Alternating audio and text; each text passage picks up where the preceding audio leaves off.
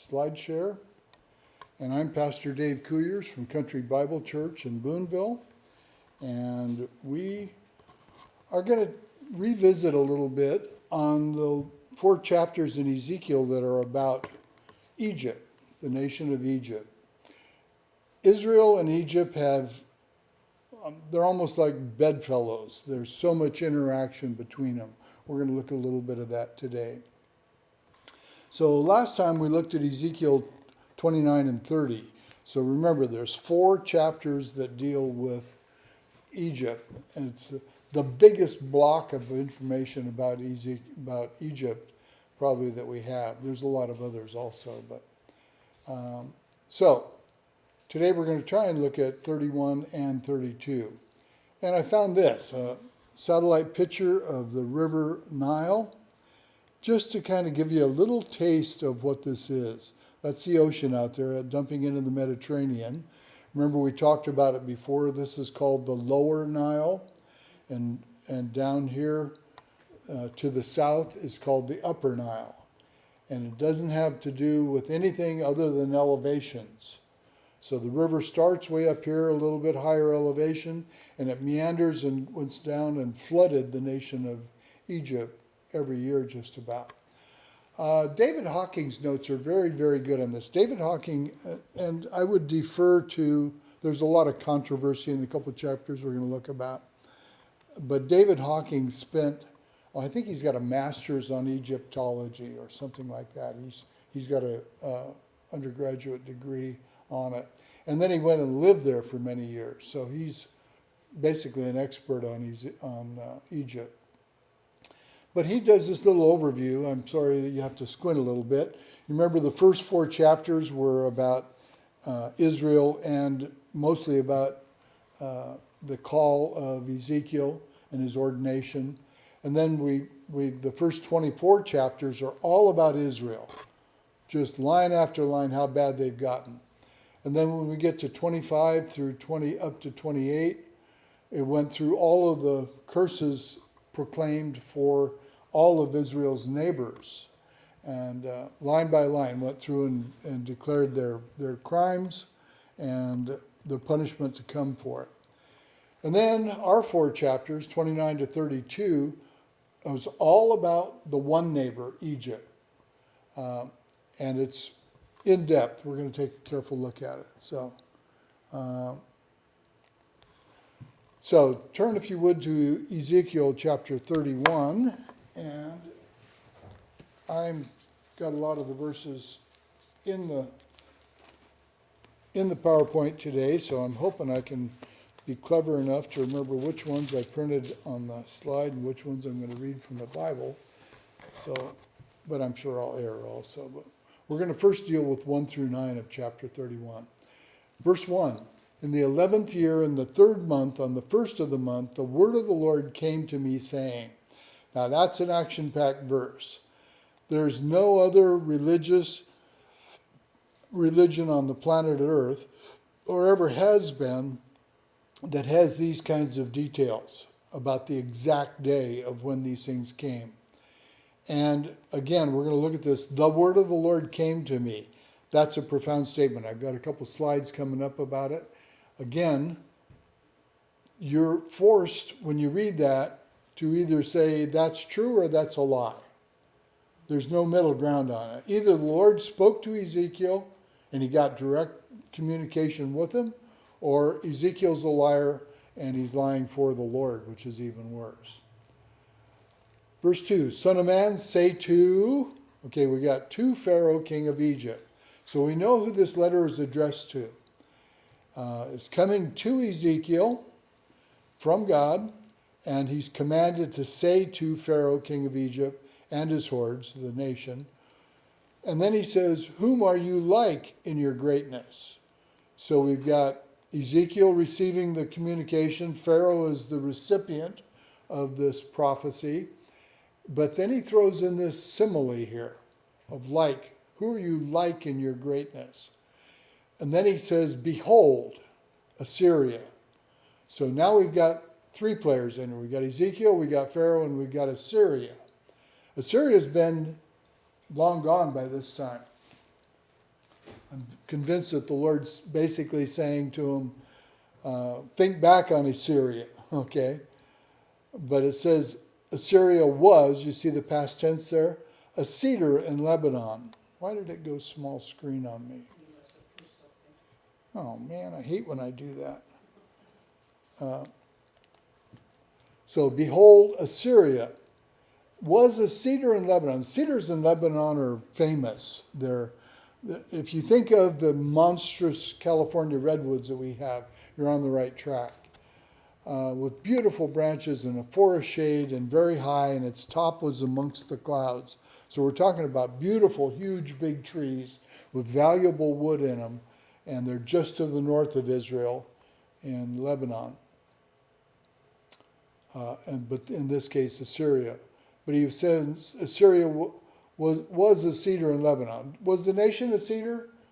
No. So we've got another metaphor here that he's building on, and he's answering with Assyria here this question: whom are you like in your greatness? So who is Pharaoh in Egypt like at this point? God's saying you're like Assyria was when we had the Assyrian Empire. That's what's going on. Verse 1, in the 11th year in the 3rd month, the Lord came to me. This happens about 2 months after the prophecy in last chapter, chapter 30, verses 20 to 26. Now, you're not going to see me pounding on the pulpit about these dates. I'm going to show you why. There's a textual concern about which manuscripts you're using, and so scholars are kind of divided on it. So I'm going to show you some of those today. But it's June 21st, 587. It's about 2 months before the fall of Jerusalem.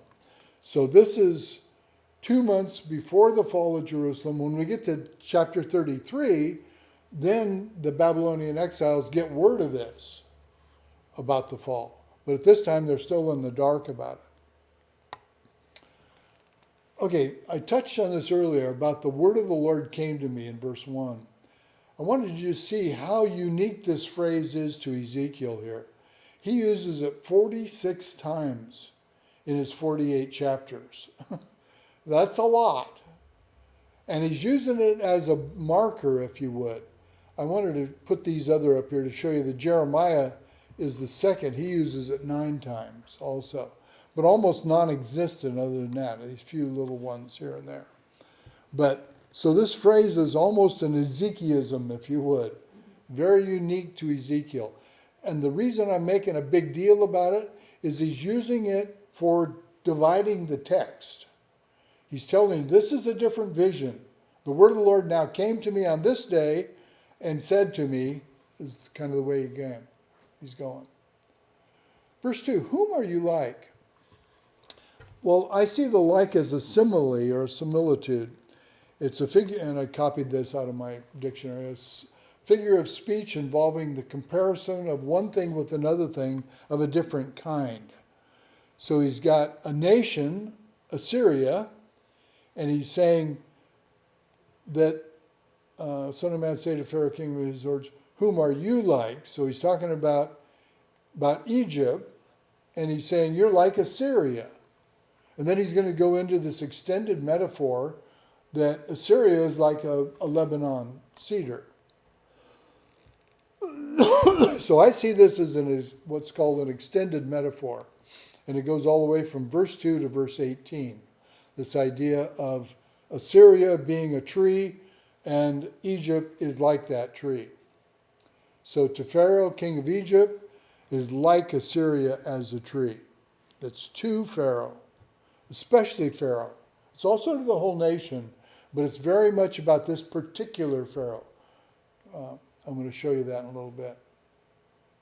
Verse 3, Assyria was a cedar in Lebanon with beautiful branches and forest shade and very high, and its top was among the clouds.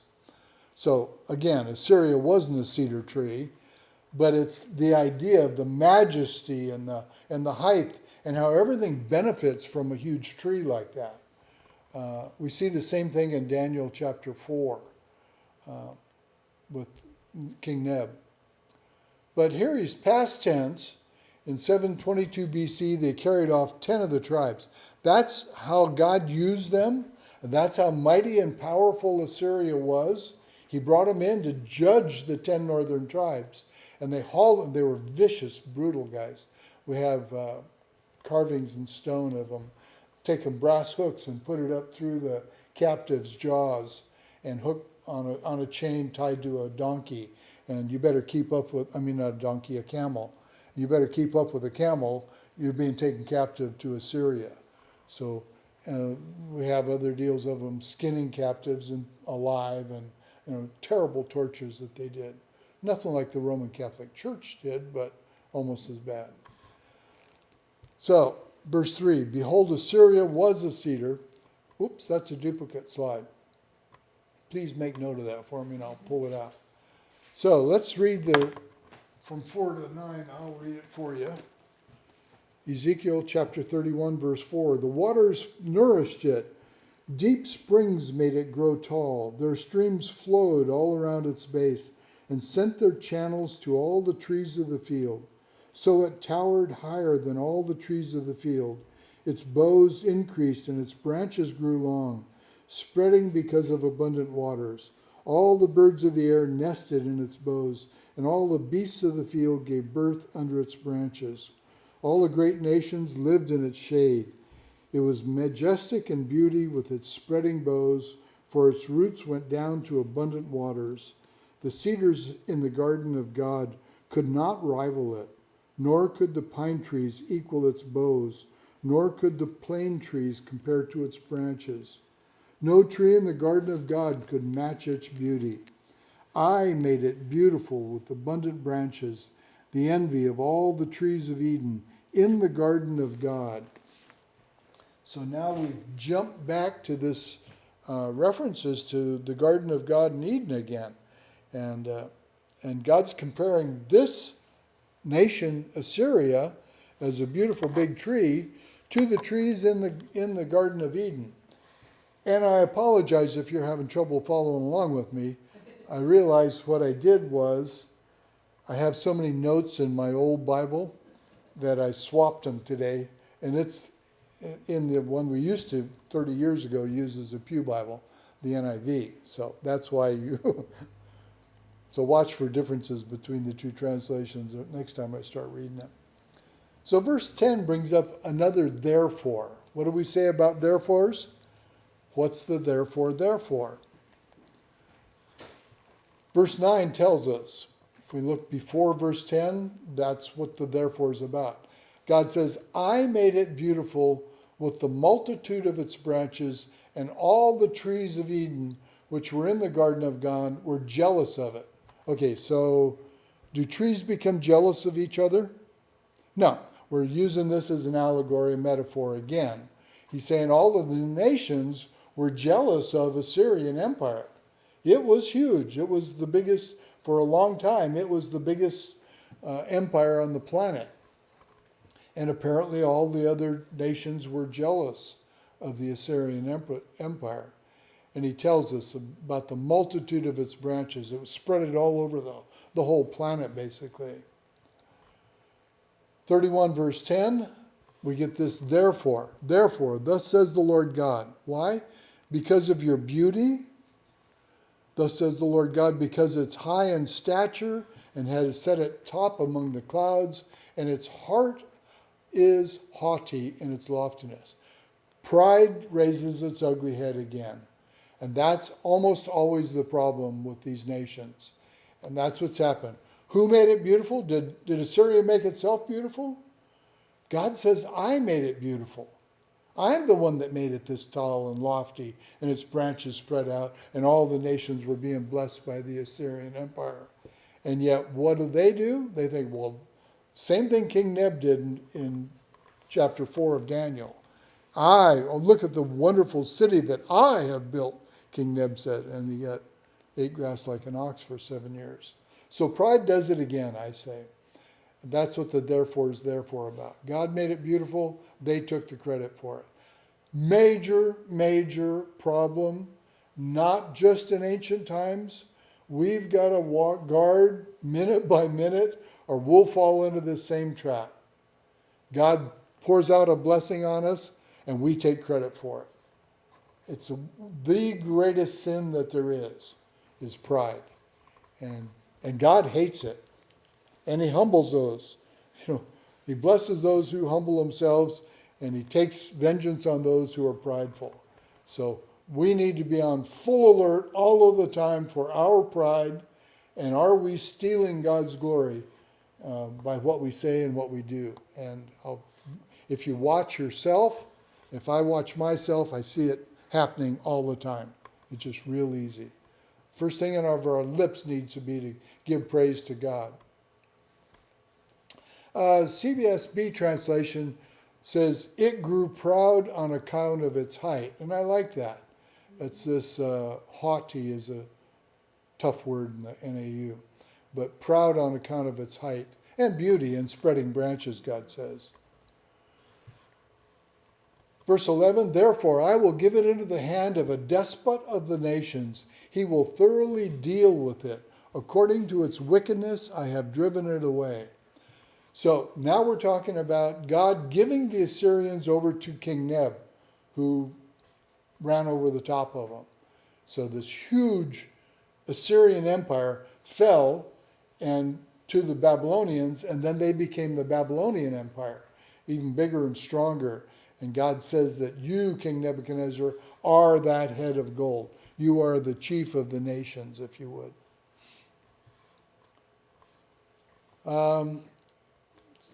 ESV, NAS, and NAU says, I will give it into. I'm going to show you. This is a question of whether this text is past, present, or future tense.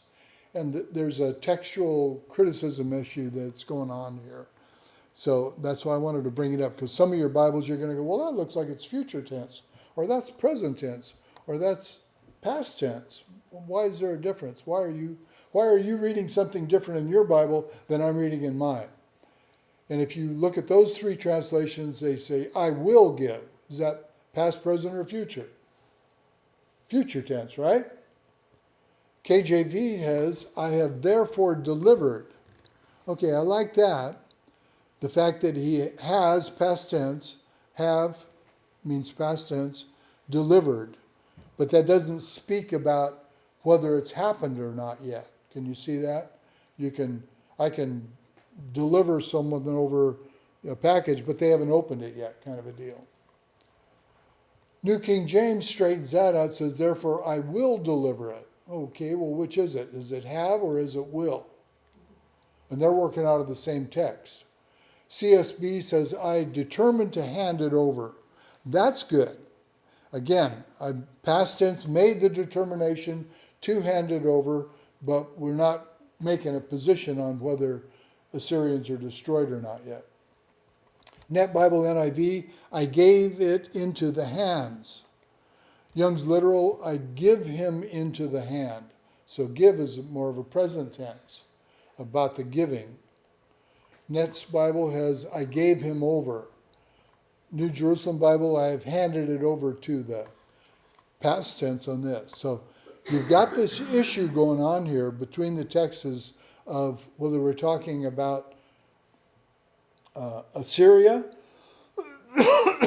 or Nebuchadnezzar or what's going on. The NIV Old, I handed it over to past tense again.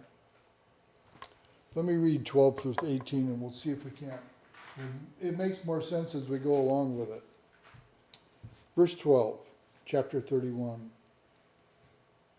As soon as I can find it. I'm going to start on 10. Therefore, this is what the sovereign Lord says. Because it towered on high, lifted up its above the thick foliage, and because it was proud of its height, I handed it over to the ruler of the nations, for him to deal with according to its wickedness. I cast it aside. Let me interrupt it before we get to verse 12. The ruler of the nations is a way of describing King Nebuchadnezzar and Babylon at this point. And he's described as the most ugly, the most ruthless, and he is the ruler. And that's the one who is going to be handed over. Verse 12. And the most ruthless of foreign nations cut it down and left it. Do you see that's past tense? The Assyrians are already destroyed at this point in history. Its boughs fell on the mountains and in all of the valleys. Its branches lay broken in all the ravines of the land. All of the nations of the earth came out from under its shade and left it.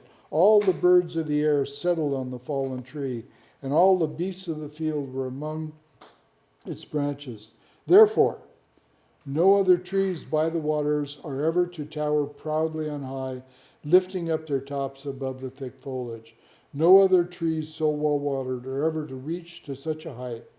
They are all destined for death, for the earth below, among mortal men, with those who go down to the pit. Verse 15. This is what the sovereign Lord says. On the day that it was brought down to the grave, I covered the deep springs with mourning for it. I held back its streams, and its abundant waters were restrained. Because of it, I clothed Lebanon with gloom, and all the trees of the field withered away. I made the nations tremble at the sound of the fall when I brought it down to the grave with those who go down to the pit. Then all of the trees of Eden, the choicest and best of Lebanon, all of the trees that were well watered, were consoled in the earth below. Those who lived in its shade, its allies among the nations, also had gone down to the grave with it, joining those killed by the sword. Verse 18, which of the trees of Eden can be compared with you in splendor and majesty? Yet you too will be brought down with the trees of Eden to the earth below. You will lie among the uncircumcised, with those killed by the sword. Then I'm going to finish this last part of it. This is Pharaoh and all his hordes, declares the sovereign Lord. So we've got this metaphor that's going on here with the tree of Assyria, who is like the condition of Egypt at this point in time. And since God punished Assyria, and he is just, and now Egypt is committing the same exact crimes, he has to punish Egypt also. That's basically what's going on here. This is over by elk, as I didn't introduce our photo I took for our background today, but beautiful, isn't it? So, verse 16, I made the nations quake at the sound of its fall. So we're still here with our tree metaphor. I haven't done a lot of logging, but I've dropped a number of trees, and I've been around when some huge ones have come down, and the sound of the crack and the thump and the ground vibrates and shakes. It's a big deal and a huge tree like this, a monster redwood, when it comes down, it's a big deal. And it makes the nations quake at the sound or tremble at the sound of the fall of it. And I'm sure, I love what J. Vernon McGee said. He goes, the fall of Assyria would, or even Egypt later, just stop and imagine a minute what it would be like if in one night America fell.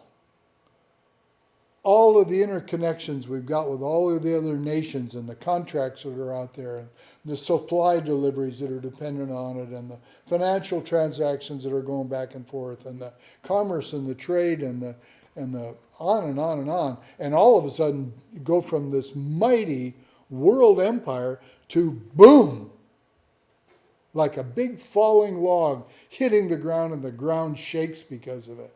That's the metaphor that he's using. That's what he's saying. It happened to Assyria. You should have been watching. You shouldn't have done the same exact things that they did. You should have not fallen into their idolatry, because they fell and you will fall also. That's what God's saying here. So Egypt will be brought down, guaranteed. I want you to be aware also, as we study through the rest of Ezekiel here, and Babylon and a number of others, you need to learn to make a distinction between the Bible verses that refer to the fall of Babylon especially, or Egypt, and now they're in this destroyed state, compared to the destruction of Babylon or Egypt. And there's prophecies of both. And as you're going through, you need to be discerning enough to go, okay, is this a prophecy about the fall of Babylon or the destruction of Babylon? The fall of Babylon happened in 539 BC, October 12th, 539 BC. Babylon fell. The Medes and Persians came in and went around over the top of them. But it's not the destruction of them. The destruction of Babylon is yet future. Kind of the same thing with Egypt. So you can Google Egypt right now and see the horror of the state of their being over there now. They clearly have fallen. They're not a world empire. They never will be a world empire. But yet God has a future plan for them, yet future. Same thing with Babylon.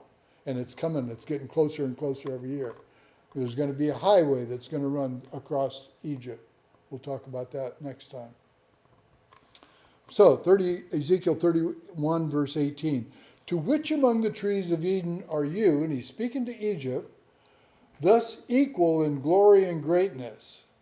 Yet you will be brought down with the trees of Eden to the earth beneath. You will lie in the midst of the uncircumcised, or heathen, with those who are slain by the sword. So is, now we get personal with Pharaoh. Pharaoh and all his hordes, declares the Lord. You're going to see this is a personal thing to Pharaoh Hophra. I'm going to show you that. In other words, if God destroyed Assyria, who are you to be left standing? Who do you think you are out of all the trees of Eden? Where do you get that kind of pride?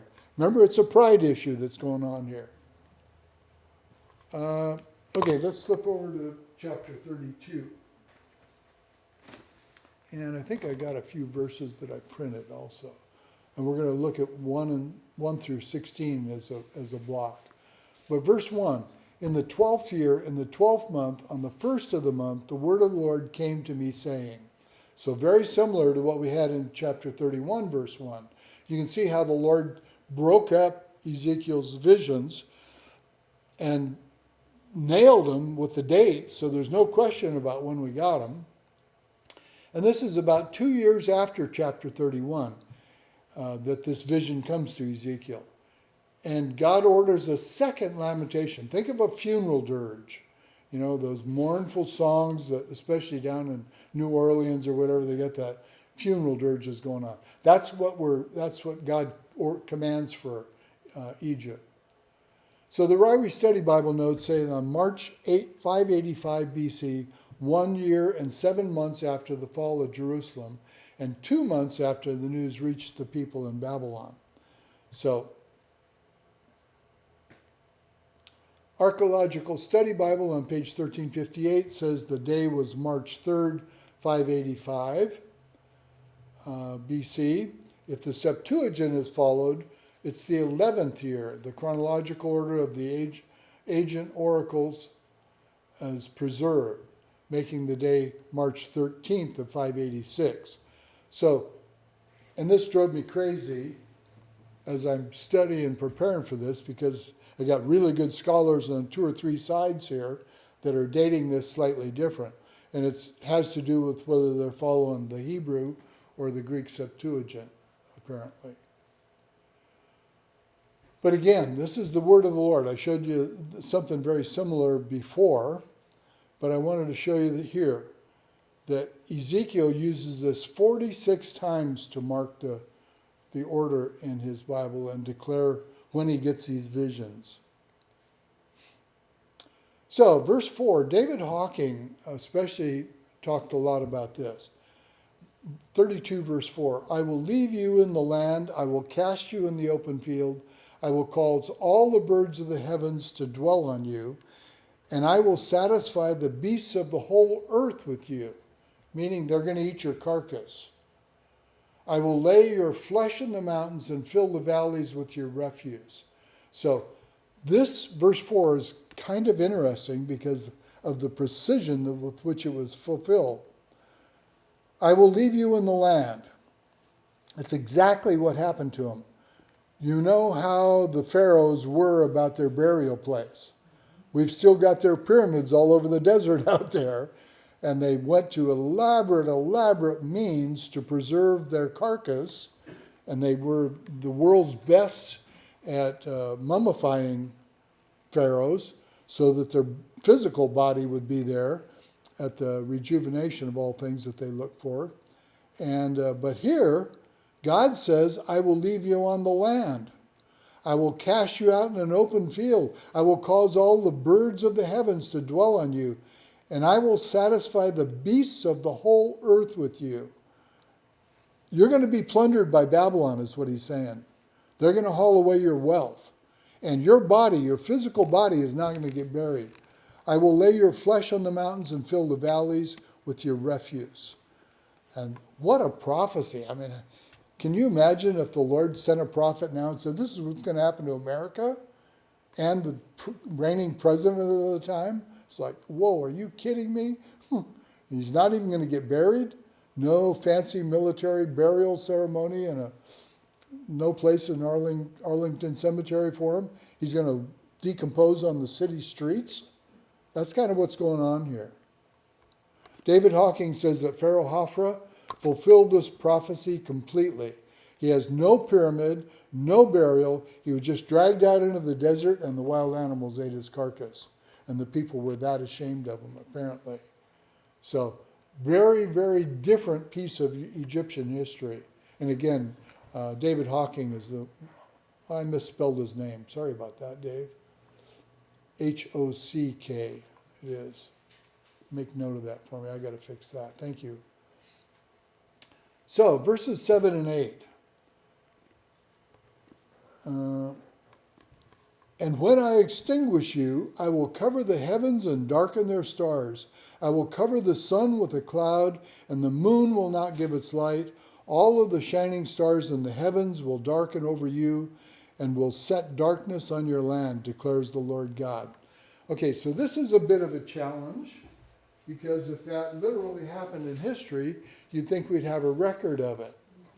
Well, you'd kind of think the same thing had happened before in Exodus 10, verse 21. There is a historical record that we've come up with now about the darkness of the 10 plagues. But Exodus 10:21 says, Then the Lord said to Moses, Stretch out your hand towards the sky, that there may be darkness over the land of Egypt, even a darkness which may be felt. So it is surprising, if this is a historical aspect, that we don't have more archaeological evidence about this sun and moon being darkened over the land of Egypt when they were the ruling, reigning empire on planet Earth. So what's going on? Well, some wonder if it might be about the fifth bowl judgment. I'm talking yet future. Mark 13:24, Jesus says, But in those days, after that tribulation, or the great tribulation, the sun will be darkened, the moon will not give its light. It's referred to in Luke 21:25 and Matthew 24:29 also. Isaiah 50 and 5:30 and 13:10 all make reference to similar thing. Verse 10 of 13. For the stars of heaven and their constellations will not flash forth their light. The sun will be dark when it rises, and the moon will not shed its light. When I read these kind of prophecies, I'm going, uh-oh, we're talking class 1 miracles again. God's going to do something miraculous here, yet future. This hasn't happened yet, but I'll guarantee it is going to happen. Joel talks a lot about it in 2:31 and 3:15. Joel 2:10, Before then the earth quakes, the heavens tremble, the sun and the moon grow dark, and the stars lose their brightness. The little video clip that I showed you before we started spoke about this contradiction, because there's a reference in our passage to earthquakes and fire and armies, and then also the Lord striking them down. Time we get to Ezekiel 38 and 39. It's not a problem. God can use multiple weapons against a wicked nation, and he does. So what about Revelation? It's in 16:10 through 11, and also 6:12, where it says, I looked, and when he broke the sixth seal, and there was a great earthquake, and the sun became black as sackcloth made of hair, and the whole moon became like blood. This is clearly yet future, when the sun and the moon's going to be blacked out. Is that what we're referring to back in the Ezekiel passage? Good question.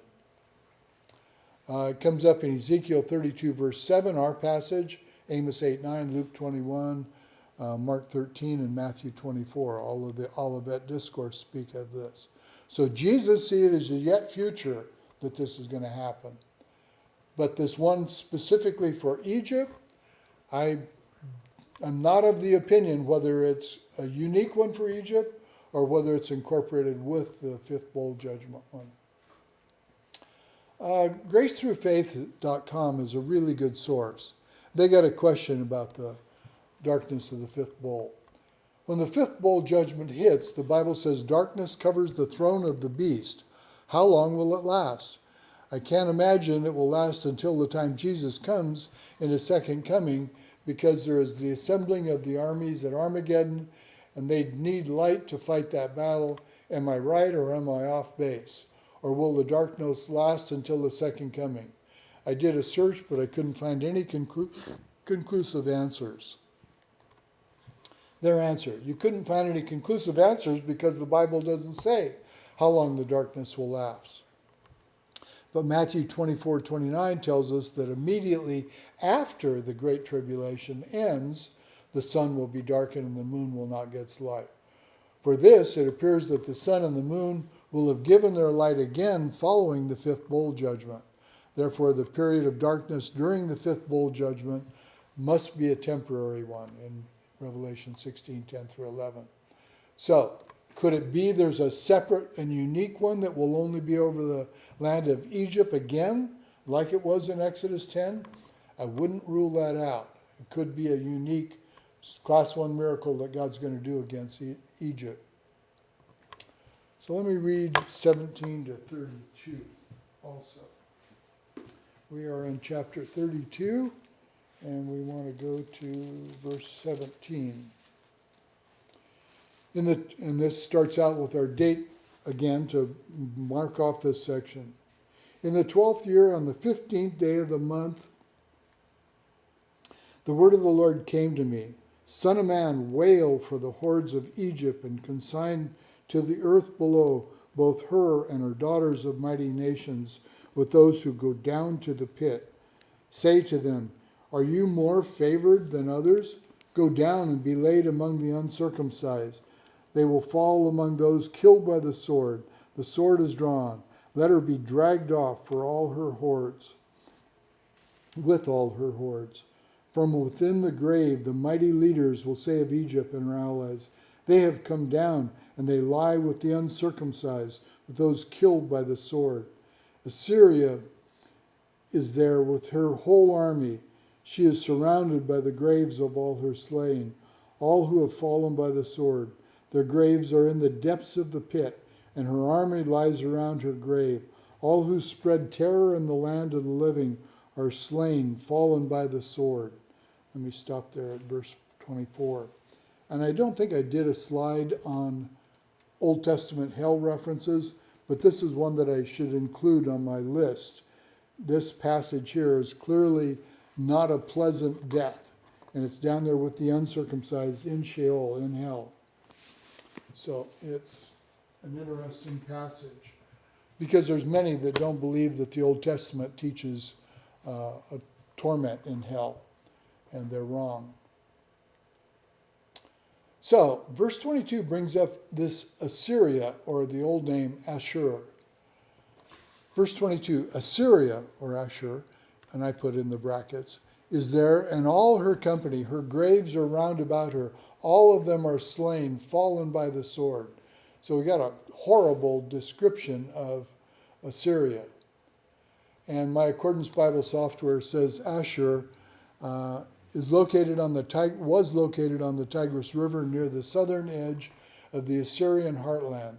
The city of Asshur was the capital of Assyria from the 14th century BC to the 9th century BC, when the capital was moved to Kala and later to Nineveh. Yet even after it lost its political significance, it remained the spiritual and cultural center of the Assyrian Empire. It was there that the Assyrian kings were crowned, and there they were buried. And this is a picture of this. The Tigris River at Asshur. The Tigris River ran through the heart of ancient Assyria. The Assyrian cities of Asshur, Kala, and Nineveh were all located on its banks.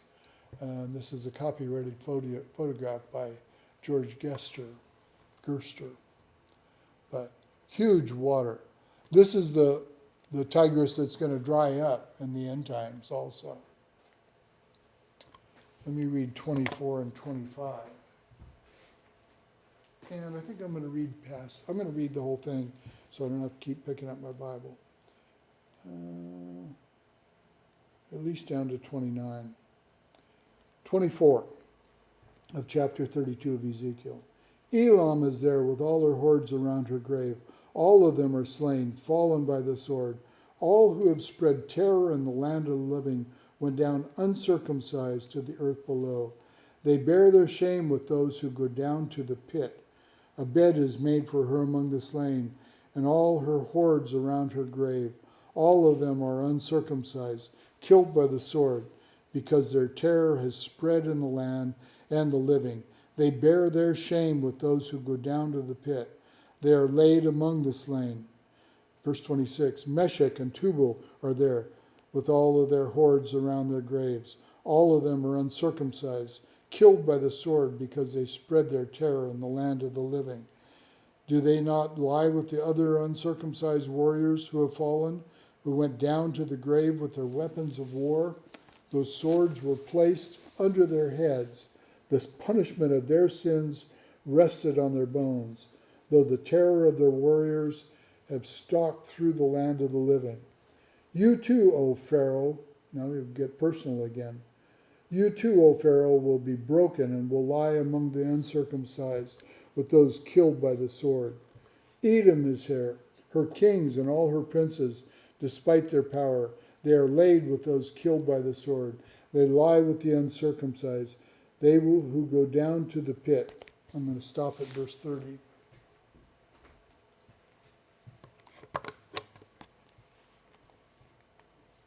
So, Elam, according to my Bible program, is an ancient kingdom located to the east of Mesopotamia between the Tigris and the Iranian plateau, just north of the Persian Gulf. Its capital was Susa, and it was purportedly named for one of the sons of Shem from Genesis 10:22 and 1 Chronicles 1:17. Around 2000 BC, the Elamites destroyed the city of Ur. Remember Ur, the Chaldees? They go on, an event which marked the end of the ancient Sumerian civilization. In 1157 BC, Elam conquered Babylonia, bringing an end to Kassite rule over the region. Elam was conquered in turn a few decades later by the Babylonian king Nebuchadnezzar I. After a period of decline, a new Elamite kingdom arose around the middle of the 8th century BC.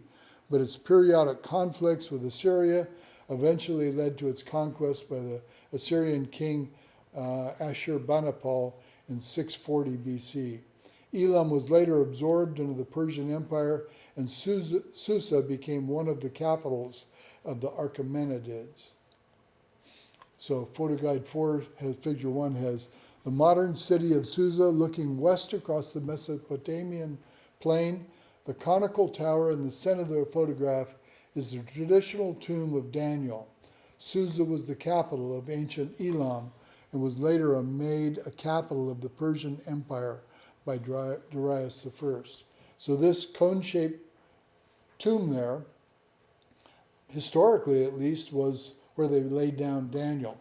Remember, Daniel was, he was, number 2 in leadership under 3 different kings and 2 different empires, and the Medes and the Persians and the Babylonians both under 3 or 4 more kings, and he was always elevated by God to the second position.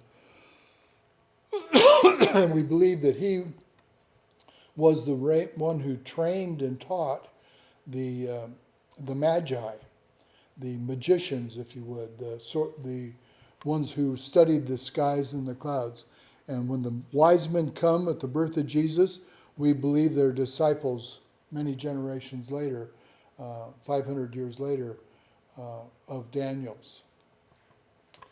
So, and we read that. So Meshech and Tubal, we're going to ignore them for right now, but they're north, directly north of Israel, and we'll look at that when we get to 38 and 39. And I think I wanted you to look at Egypt in Ezekiel here. He's the fourth most user of the word Egypt. And I think I put I did. Egypt or Egyptians or Egyptian or any, but with a wild card after Egypt.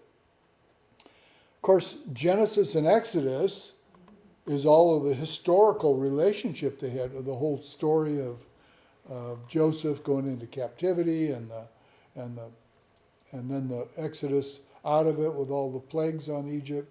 But Jeremiah is a big one. He has 62 uses. Ezekiel has 57. But I just wanted to show you how many of these uses are in our passage. And 29:19 isn't the first one. I couldn't go up that high. So it's a big deal. Our 4 chapters here are all about Egypt, and one of the biggest blocks of information we have about Egypt and their history. I was intrigued by 32 verse 2, and it comes up again in 13, when God refers to the muddied waters. Verse 2, Son of man, take up a lamentation over Pharaoh, king of Egypt, and say to him, you compared yourself to a young lion of the nations, yet you are like the monster in the seas, and you burst forth in your rivers, and muddied the waters with your feet, and fouled their rivers. Okay, now God's talking about their idolatry and their sinfulness here. But nonetheless, I thought it was interesting. He talks about that you muddied the waters. That was one of the blessings of Egypt in ancient times. This Nile River would come down every year during the wet season and flood the whole land. And it was flooded with manure-rich, muddy water. All of the cow poop and everything that was all across the land that would float up and gather up in the river and get muddied, and then God would spread it out all over this land. And they were, you remember in Acts 28 with Paul on his shipwreck that's chronicled in the last 2 chapters of the book of Acts? He's on an Egyptian wheat freighter, 300 passengers of humans on this ship. We're talking about a big boat. I was blessed to go and see the anchors from it. But why did they have Egyptian grain freighters? Because of this breadbasket that was in Egypt. It was feeding all of Europe. They were exporting that much steel. Why were they exporting that much wheat and grain? Because of the muddied waters that flooded over it every year and carried this nutrient-rich, brown, muddy water out over the whole land, flooded it all, and revitalized the land, just like soft, and I'm sure it's also subsurface irrigation. I had a friend, we won't have time for that. So I wanted to read you Chuck Missler's notes about this, even though we got a late start, so I'm not completely off track here, but because now in my lifetime, in the 60s, they put in what's called the Aswan Dam and stopped this muddying. They stopped this flooding. And Chuck Missler has extensive notes on it. I'm going to read it to you from his page 169 of his notes. Egypt and the Aswan Dam. Let us turn to Isaiah 19, which deals with Egypt, its decline and collapse and blessing at the end. Verses 5 through 10 are particularly interesting to us because of the Aswan Dam, which has disrupted the ecology. Since the Aswan Dam has been put in place, the water is no longer muddy. It is clear. It is wonderful. They've got it under control. Except the problem is that what the Nile always did was bring nutrients down, which provided an attraction for fish in the Mediterranean, so that the fishing industry of Egypt was always rich and plentiful. It is no longer rich, and therefore it is no longer a good harvest for fishermen. And they are all starving to death. Now Egypt is a 40 million people nation which has a problem feeding itself. Furthermore, it turns out that there are some snails that attack the flax, which makes linen. And those reeds and various things along the river, which had been dependent for millennia, the snails are always washed away by the annual flooding of the Nile with the Aswan Dam at control. The snails have multiplied and killed off all those crops upon which Egypt used to gain enormous economic benefit. Some have suggested that one of the best things they could do would be to blow up the dam. And again, he encourages you to read Isaiah 19 and 20. So it's the Russians that put it in. There was a small dam up there before, and then in the 60s they go, the small one wasn't causing the trouble, so they go, it's a blessing, let's store more water. And the Russians came in and built this, one of the world's biggest dams, if not the biggest dam. And it's an environmental nightmare. With the muddy water, the sardines, 12-inch long sardines, used to come up the river, and they'd spawn and stuff up there and feed up there. And the fishermen would catch it and have a huge harvest. Without that spawning grounds and that portion of it, the world's oceans now don't have the sardines like we used to have. And without sardines, everything in the ocean, I love the ocean fish, and we use sardines for bait because everything likes to eat sardines. And when they blocked up this dam, it interrupted that flow. So Lake Nasser is what's behind the dam. Lake Nasser, behind the Aswan Dam, displaced more than 100,000 people and trapped significant amounts of sediment. But I put this picture up so you could just see how serious this, imagine when it used to be flooding, and it would flood this whole region and flood out between all the tributaries and everything. But, 100,000 people in here dependent on this water source would be really something. So, in closing, and that's all we're going to do on Egypt. And we've only have 2 more references to Egypt in all the rest of the book of Ezekiel. And believe it or not, we're picking up speed. We will finish Ezekiel. So, in closing, Ted Lawson posted this, and I thought it was good. If God is good, why doesn't he put a stop to all the evil in the world? I get this question lots of times. My answer is, he's going to. Good news. I've got really good news for you. He's going to put an end to sin. The bad news, he's going to put an end to all sin, even you. So their answer is, he did that once. It's called Noah's flood. Next question. So why not just destroy the worst of the worst so that the rest can learn by example? The worst sinners they're talking about. I say, he did that too. It's called Sodom and Gomorrah. Next question. If God decided to destroy all the evildoers at midnight tonight, where would you be at 12:01?